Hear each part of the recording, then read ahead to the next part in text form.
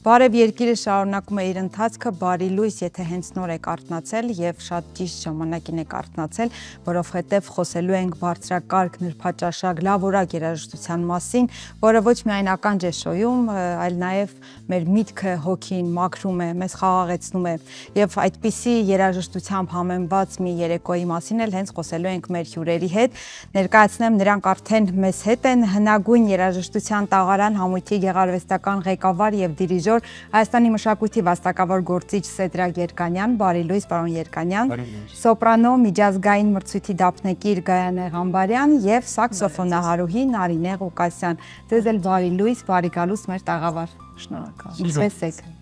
Շատ լավ։ Հրաշալի։ Ես ներկայացնեմ մեր հեռուստադիտողներին, թե ինչի մասին է խոսքը գնալու ապրիլի 29-ին Կոմիտասի անվան կամերային երաժշտության տանը հնագույն երաժշտության տաղարան համույթը ֆրանկոֆոնիայի օրերի շրջանակում կներկայացնի ֆրանսիական բարոկ, ռոմանտիկ եւ 20-րդ դար խորագրով համերգ։ Հենց համերգի մասին էլ կխոսենք, տաղարան հնագույն երաժշտության համույթը բացի հոգևոր միջնադարյան երաժշտությունը ներկայացնելուց, գիտենք, որ եվրոպական բարոկ ոճի համերգային ծրագրով նաև հանդես է գալիս եւ հետաքրքիր է այս համերգին ծրագիրը նորակազմ է, թե արդեն եղել է ձեր համերգային ծրագրերում ներառված։ Պարոն Երկանյան։ Ինձանից սկսեմ։ Այո։ Հավատալ։ Ես էլ։ Խնդրեմ։ Անկեղծ ասած, ես իմ ղեկավարությունից առաջ, թե մանավանդ իմ ղեկավարության օրոք, մշտապես ուշադրություն ենք դարձրել ֆրանսիական երաժշտությանը, միջնադարյան երաժշտությանը, հազվադեպ բարոկի։ Բայց ընթացքում հատկապես վերջի 10-15 տարիների ընթացքում մեր մոտ բարոկ շրջանը հեղինակները, ստեղծագործությունները համալրվեցին, շատացան եւ դրան նպաստեց նաեւ ֆրանկոֆոնիայի շրջանակներում մեզ ներգրավելու եւ նորանոր ծրագրերով հանդես գալու այս հնարավորությունը առիթ էր, որպեսզի մենք շատ տարբեր հեղինակների անգամ ճանաչենք ֆրանսիացի միջնադարի բարոկ շրջանի եւ այդ ստեղծագործությունները առաջին անգամ կարծում եմ մեր տարածաշրջանում հնչեցնելու համար։ Այսինքն ֆրանկոֆոնիայի եղելությունը շատ կարևոր էր տաղարանի վերջին 10-15 տարիների կյանքի առումով։ Նաև ձեզ համար բացահայտումներ։ Նաև ինձ, որովհետև ամբողջ կյանքը կարող ես զբաղվել երաժշտությամբ, բայց պարզվի վերջում, որ ընդամենը մի կում ջրի, կաթիլի չափ բան գիտես, հսկայական համաշխարհային երաժշտական գանձարանի հետ համեմատ։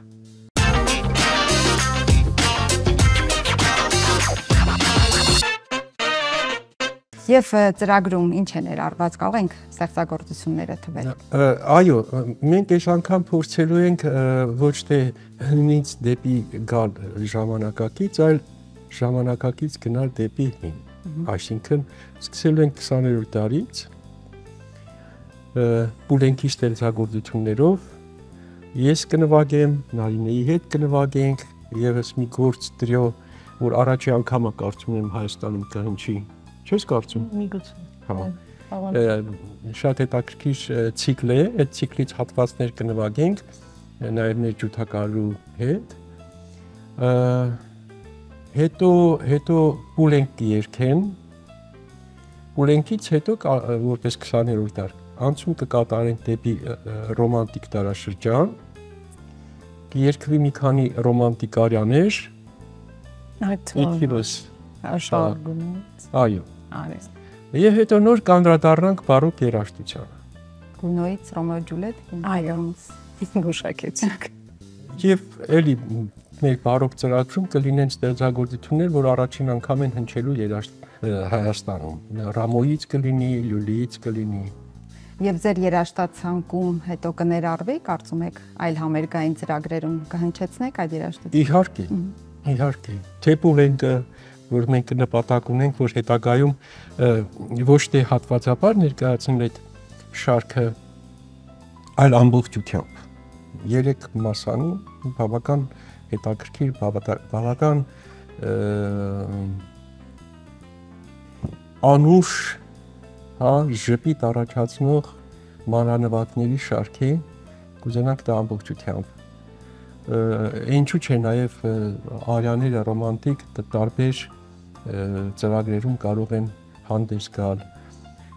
իսկ բարոկ երաժշտության առումով Լուլին եւ Ռամոյի ստեղծագործությունները մշտապես մեծ ոգևորություն, մեծ տրամադրություն առաջացնող ստեղծագործություններ են, որոնք կարող են չսպասել ֆրանկաֆոն օրերին։ Շնորհակալություն, Նարինե, մի փոքր շեղվենք համերգից, երբ ասում ենք սաքսոֆոն, անպայման պատկերացնում ենք, որ այդ գործիքը պետք է տղամարդու ձեռքին լինի, եւ այսպես շատ հաճելի անակնկալ է, երբ տեսնում ենք կնոջ, այն էլ փոքրամարմին։ Մի փոքր կպատմեք, թե ինչպես եղավ գործիքի ընտրությունը։ Դուք ինքներդ մանկուց սիրել եք սաքսոֆոն, թե ծնողներն են որոշել սկզբում, հետո էսեր արթնացել, հետաքրքիր է։ Սիրել եմ ինքս, ոքե։ Ինձ տանում էին դաշնամուրի, չուզելով գնում էին 6-րդ տարին էլ չդիմացա, ասեցի, էլ չեմ ուզում, շատ շնորհակալ եմ, էլ չեմ դիմանա էսենց, այս տանջանքին, բա ինչ ես ուզում, սի սաքսոֆոն։ Ու տենց մի շաբաթի հետո պապաս սաքսոֆոնը ձեռքը մտավ տուն։ Ես տենց ասեցի սաքսոֆոն, ոնց որ ուզում էի, լուսին ես ուզում թռնես, ասեմ, ոնց է երազանք, որ անհասանելի է։ Տենց ասեցի, որ այնքանով ուրիշ չտանեն դաշնամուրի։ Ու տենց սաքսոֆոնը մտավ մեր տուն, հորս ձեռքով, ու մտավ իմ կյանք, ու չի դուրս գալի ոչ մի դեպ։ Կանյան, դուք ինքներդ էլ դաշնակահար լինելով, ինչ կարծիք եք Նարինեն ճիշտ է արել, որ դաշնամուրը թողել եւ սաքսոֆոնն ընտրել։ Ես չգիտեմ ինքը ճիշտ է արել դաշնամուրը թողել է թե ոչ, բայց ինքը շատ ճիշտ է արել, որ սաքսոֆոնի հետ բարեկամացել է եւ իմ վստահ համոզված կարծիքով ինքը ինձ համար գոնե աշխարհի ամենալավագույն սաքսոֆոնահարուհին է։ Հրաշալի է։ Մենք սովորենք սաքսոֆոնով լսել ավելի ջազ երաժշտություն, հետաքրքիր է դասական երաժշտություն, այն էլ միջնադարյան, բարոկ ոճի ինչպես է հնչում։ Ես եթե անկեղծ չեմ լսել երբևէ։ Շատ հետաքրքիր հնչողություն ունի սաքսոֆոնը, ինքը նման է երգեհոնի մի փողի։ Իրանով ինչ ասես կարելի է նվագել, թե ջազ, թե դասական, թե հայկական, ինչու ոչ։ Շատ տարբեր։ Գործիքը է, ոնց կուզես, կօգտագործես, որտեղ կուզես, կօգտագործես։ Դրա համար պետք է մի քիչ լայն մտածել։ Ես այն եմ սիրում, ամեն ձև ուզում եմ այդ գործիքը հնչացնել։ Ինձ մի անգամ դիտողություն էին անում, թե ինչ կապ ունի, ասենք, բարոկ երաժշտության հետ սաքսոֆոնը։ Բախի հետ կապված դիտողություն արեցին։ Ասի Բախը, որ գրում էր իր երաժշտությունը, ի նկատի ուներ այն ժամանակվա այն բոլոր գործիքները, որոնք կային։ Այն ժամանակ սաքսոֆոն չկար, եթե լիներ, սաքսոֆոնի համար էր կգրեր։ Ու երբ որ մենք կատարում ենք մեր բարոկը, Վիվալդին դինի բարոկը, այնքան բարեհունչ է, այնքան ախր ինքը շատ լավ է նվագում։ Վարպետի ձեռքին, այո, այնքան ճիշտ բարոկին հատուկ, հա, իր այդ ամբողջ հնչյունային ճարտարապետությունը այնքան ճիշտ է կառուցում, որ այդ դիտողությունից հետո որևէ մեկը չի անդրադարձել կրկին դիտողությամբ, բավոր ասում էինք։ Եթե լիներ այն ժամանակ սաքսոֆոն, հաստատ Բախը կգրեր կոնցերտ սաքսոֆոնի եւ դարայինների համար։ Ի վերջո սաքսոֆոնը ոնց որ հիբրիդ լինի կլարնետի եւ ֆլեյտայի Ադոլֆ Սաքսը որ ստեղծել է, ինքը այդ երկուսը միաբանել է, ստեղծել է ու ի սկզբանե դասական գործիք է եղել։ Եվ նվագախումբը դատարկ կլիներ իհարկե առանց երգչուհու, այո, առանց վոկալի եւ ձայնի։ Գանե դուք ինչպես եք պատրաստվել այս ծրագրին, համաձայն եք, հավանել եք, բարեկամացել եք բոլոր գործերի հետ։ Այս համերգին ունեմ կատարելու մեկ համար արիա եւ շատ լավ մի պահ կա տաղարանում աշխատելիս մայստրոն մեզ ազատ է թողնում ծրագրի ընտրության հարցում Եվ քանի որ գիտենք, որ մեր անսամբլը կոչվում է հնագույն գործիքների, երաժշտական գործիքների տաղարան համույթ, այսինքն այն մեծ ժանրային առումով որոշ սահմանափակումներ է դնում եւ շատ հաճախ դու այն օպերային այրանները, որոնք դու ցանկություն ես իբրև օպերային երգչուհի երգելու, հաճախ երգելու, այն նմանատիպ ֆորմատով համերգները թույլ են տալիս մեզ երգելու այն բոլոր ստեղծագործությունները, որոնք մենք սիրում ենք, նախընտրում ենք, եւ այս անգամ Ռոմեո Ջուլիետ, Je veux vivre, ուզում եմ ապրել, ներկայացնում եմ Գունոյի Ռոմեո Ջուլիետ օպերայի Ջուլիետի առաջին գործողության վալսը, որտեղ իր դայակերն ասում է, որ ինքը պետք է արդեն ամուսնանա, մեծանա, եւ ինքը ասում է, որ ես չեմ ուզում ամուսնանալ, թողեք իմ երազանքների մեջ ապրեմ, չճանաչեմ սիրո դառնությունը, իսկ նա ընդունում է, որ սերը նաև իր հետ հիասթափություն եւ դառնություն է բերում, թերևս հետո դա դառնում է ճակատագրական, նա սիրահարվում է եւ լինում է այն, ինչ մենք բոլորս արդեն գիտենք, բայց երաժշտությունը ինքը շատ այդպես բրավուր, փայլուն, տրամադրող վալսային կոչվում է Ջուլիետի վալսը, վալսային լավ տրամադրություն է հաղորդում եւ ձայնին հարմար է, այդպես այս անգամ երգեցի, որոշեցի կատարել դա։ Հետաքրքիր է ֆրանսերենով Ռոմեո եւ Ջուլիետը ավելի ազդեցիկ է, քանի որ ֆրանսերենը սիրո լեզու է, գիտենք։ Դե ես ինքս հենց ֆրանսերեն եմ երգելու արդեն, այսինքն մենք չենք այն մշակույթ ավանդույթը, որ կար օրինակ սովետական շրջանում թարգմանել բոլոր օպերաները, ստեղծագործությունները ռուսերեն եւ երգել, դա փառք Աստծո հիմա վերացել է, եթե երգում ես իտալական օպերա, երգում ես իտալերեն, փորձելով հաղորդել լեզվի բոլոր արտահայտչամ, ինչքանով որ մեր գրագիտությունը թույլ է տալիս, որտեղ բարձ է մենք չենք կարող իտալացու նման երգել կամ ֆրանսիացու նման երգել, փորձում ենք ինչ որ ձև հաղորդել, ինչ որ բան աշխատել։ Եվ այդմ իհարկե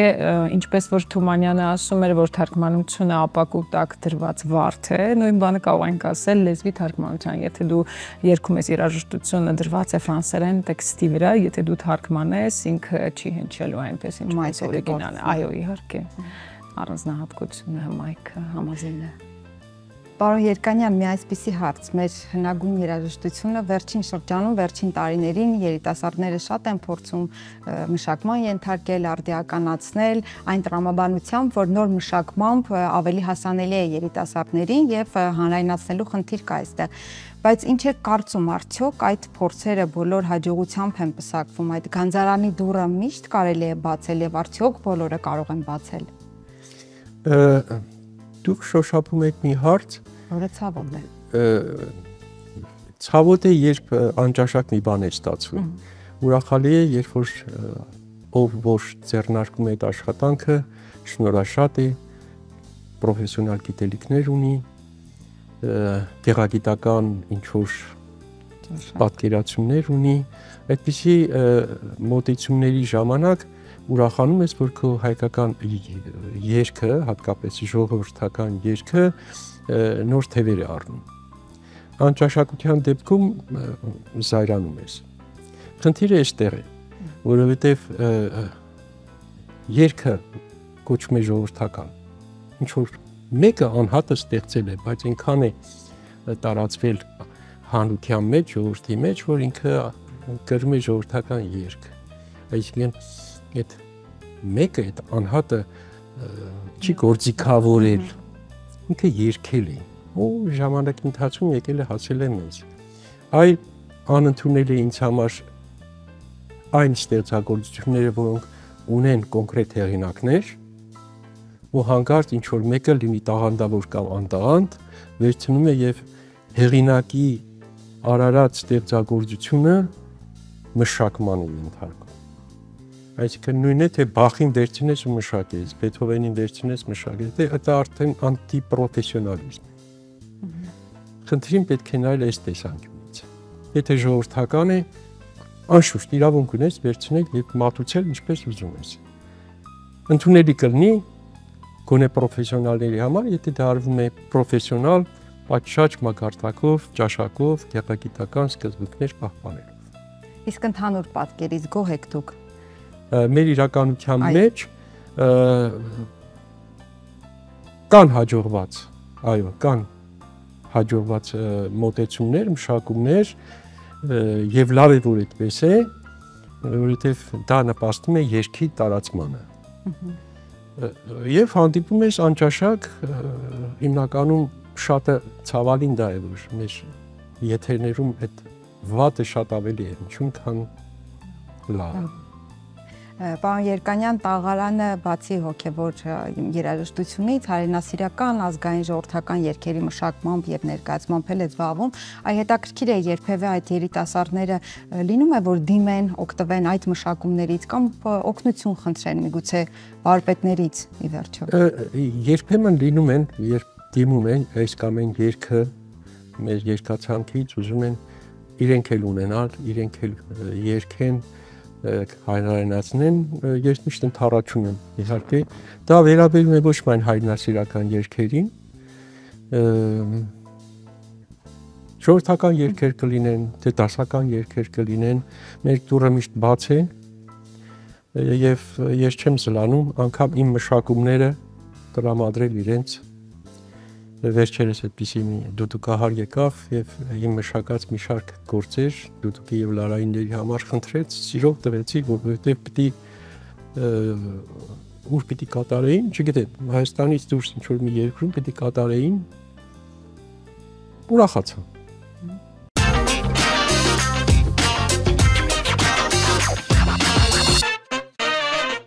Եվ վերջապես արդեն 4 տասնամյակից ավելի կա տաղարան համույթը եւ այս պահին ինչ գործունեություն է ծավալում, արդյոք շրջագայություններ նախատեսված են թե ոչ, նաեւ նոր երգեր երգացանկում ավելացել են թե ոչ։ Փուլում եք կյանքի։ Կասես։ Այո, սիրով։ Շրջագայությունների մասով ես երբ որ եկա տաղարան արդեն 18 թվից մայստրոն ինձ ներառում է տաղարանի համերգային գործունեության մեջ, ինչի համար շատ ուրախ եմ եւ դա իմ կյանքի այսպես ասած բեղմնավոր, հետաքրքիր, ստեղծագործական վառ շրջանն եմ համարում, սկսված 18 թվից։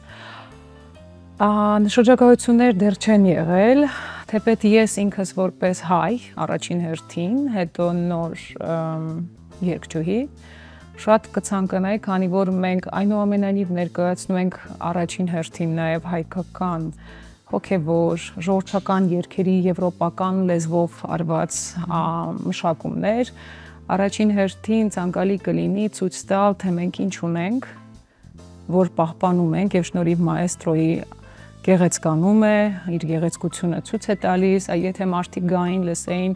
հարսանեկան պարերի շարքերը, որոնք մայստրոն վերածել էր, այսպես ասած, հայ ժողովրդական մեղեդիների երգերի կանտատ էր մի ընդհանուր եւ Կարոս Խաչը լսեն, ես ինքս որպես կողքից նայող, ինձ հայրենասեր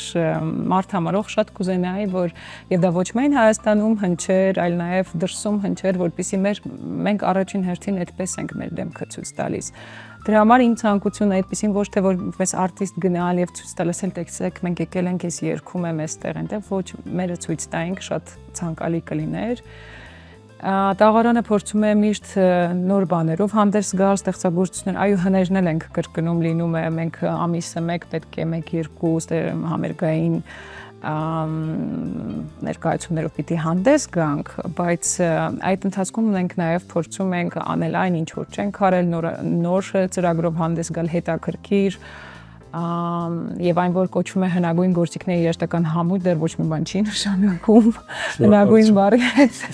այդքան էլ աղերս չունի եւ իմ մասով կարող եմ ասել, որ մեր ստեղծագործական գործունեության այդ յուրաքանչյուր տարվա ընթացքում մեկ մենահամերգ ենք փորձել մայստրոյի հետ այդպես ներկայացնել եւ այդպես եղել է եւ ամեն անգամ ծրագրային ինչ-որ հետաքրքիր միտք ենք ունեցել եւ ցույց ենք տվել մայստրոյի հետ եւ դա նույնպես այդ ժանրերից օրինակ դուրս մեր ընդունված մեզ բնորոշ, այսինքն անցած տարի մենք երգեցինք նվիրում Պուչինին, մայստրոն նվագակցեց, ես երգեցի ամբողջը Պուչինիի արիաներն էին եւ նվիրված էր Պուչինիի մահվան 100-րդ տարելիցին, իսկ դրանից առաջ նախորդ տարում ռոմանտիկ արիաների, այսպես Բելինի, Դոնիցետի, այդ ժամանակաշրջանը, այսինքն այն ինչ որ մեր ավանդական համերգներին չեն կարող ցույց տալ, այդ համերգներին ցույց կտանք։ Մի քիչ առաջ ընկնեմ ասեմ, այս տարի սեպտեմբերին էլի շատ հետաքրքիր բան ունենք ցույց տալ, միջև դա ունենք։ Արդեն պարտավորեցրին։ Մեծ թե աշխարհի։ Մեզ, այսինքն մեր հայաստանյան հանդիսատեսին միջի այդ կունենանք սարսուելաների հետաքրքիր, շատ հետաքրքիր հուլիսին համերգ, իսկ դրանից հետո սեպտեմբերին պլանավորում ենք իմ հաջորդ մենահամերգը, որը կլինի արդեն իսպանական երաժշտության հնչյունների կերպարների հետաքրքիր բաներ շատ կան առջևում, ովքեր որ հետաքրքրվում են տաղարանի գործունեությամբ, կարող մի քիչ ուշադիր լինել, մենք ներկայացնում ենք Facebook-յան էջերով, ամենտեղ կարող են գալ ու ընկնդրել եւ չեմ կարծում, որ դրանից ինչ որ գեղագիտական օգուտ չեն ունենա։ Միանշանակ։ Հնագույն բառը այստեղ ես ձեր հայացքներն էի փորձում որսալ, նայելով համաշխարհային երաժշտական ժառանգությանը, իսկապես կարող ենք ասել, որ հնագույն բառը երաժշտության ամենատիպիկն է, որովհետև ժամկետներ չունի, պահպանման ժամկետ չունի, որքան հնանում է երաժշտությունը, իհարկե լավ երաժշտությունը, եւ եթե եկել են մեր օրեր, նշանակում է, որ դեռ կշարունակեն ապրել։ Այդպես է եւ հայկական մեր, այո, երաժշտությունը, շնորհակալություն ձեզ պահպանման, տարածելու եւ իհարկե սերունդներ կրթելու համար։ Ձեզ ենք միայն երաժշտությունը լսելով արդեն իսկ կարելի է կրթվել։ Պարոն Երկանյան, ունենք ավելացնելու որևէ բան։ Իհարկե շատ բան կա խոսելու, վստահ եմ, բայց Այո, ինձանից առաջ ընկաք, որ ասեցիք շատ բան կա խոսելու, իրոք այդպես է, շատ բան կա ներկայացնելու, բայց հասկանալով հարցազրույցի ժամանակաչափը, շնորհակալություն հայտնենք ձեզ։ Մենք ենք շնորհակալ։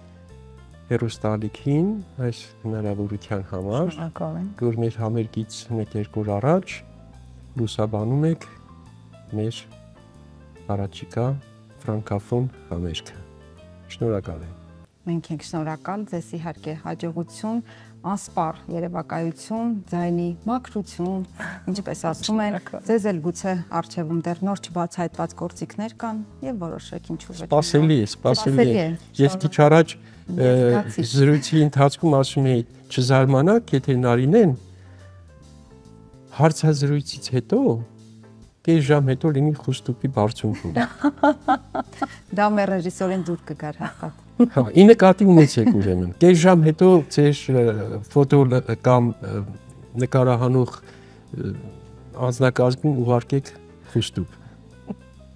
Հրաշալի է, այո, այսպիսի արվեստագետները պիտի լինեն այսպիսին, այստեղ, այնտեղ, ամենուր, իհարկե սա արվեստագետի մասին չէր խոսքը, բայց շատ տեղին էր այստեղ ասած։ Շնորհակալություն ձեզ ապրիլի 29-ին սիրելի հեռուստադիտողներ, Կոմիտասի անվան կամերային երաժշտության տանը չքնաղ երեկո է ձեզ սպասվում համերգային ծրագիր, տաղարան համույթն է ներկայացնելու ֆրանկոֆոնիայի օրերի շրջանակում ֆրանսիական բարոկ, ռոմանտիկ եւ 20-րդ դար խորագրով։ Կարծում եմ սա լավագույն հնարավորությունն է, որպեսզի երեկոն համեմեք բարձրակարգ նրբաճաշակ երաժշտությամբ։ Ես Բարև Երկիրն եմ եւ շարունակում եմ մեր ընթացքը։